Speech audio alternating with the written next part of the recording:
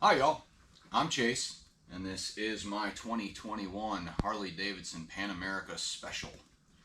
I finally got it back. New radiator hose, new battery, software update. New front O2 sensor. But today's video will be fairly quick. It's about the shifter linkage. Apparently there are a couple of bolts. They are not Loctited and they seem to come loose. So I'll give you a shot of what that looks like right now. Right here. I'm guessing right here, this back one right here. I don't know how that goes on there, but I don't like the way that fits. Just to get to it's gonna suck, so I'm gonna have to hold this out, take it out, and then put it back in.